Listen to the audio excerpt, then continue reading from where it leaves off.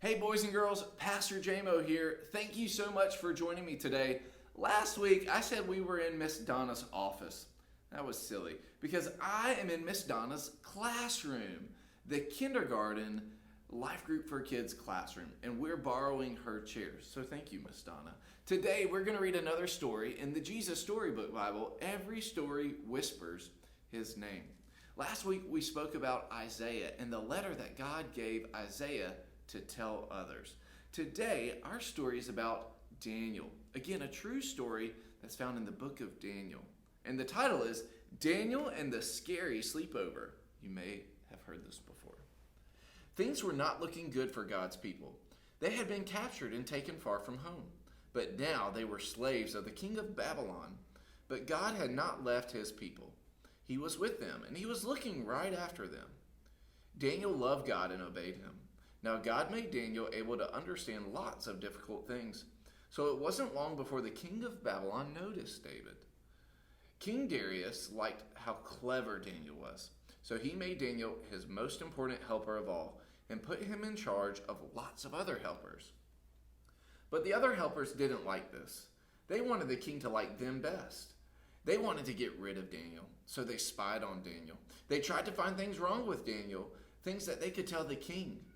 Things that they could, but there weren't any. None. They couldn't find anything at all.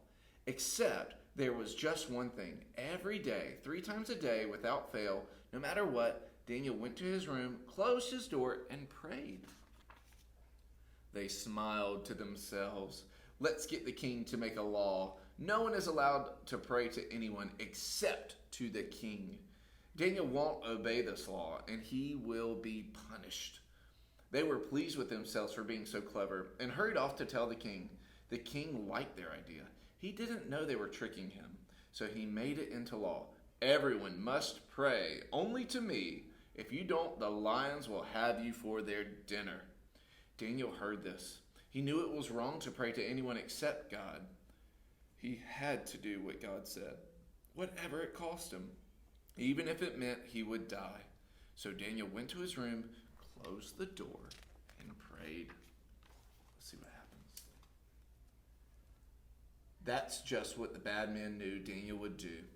They skipped straight off to tell the king, "Oh, your most glittering highness, your law says, does it, that everyone must pray to you alone, sire?"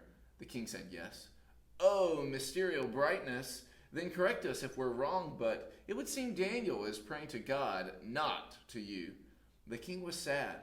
He had been tricked. He didn't want to hurt Daniel, but he couldn't change his law. And so he let the soldiers throw Daniel into the lion's den. "May your God, who loves you so much, rescue you," the king said to Daniel.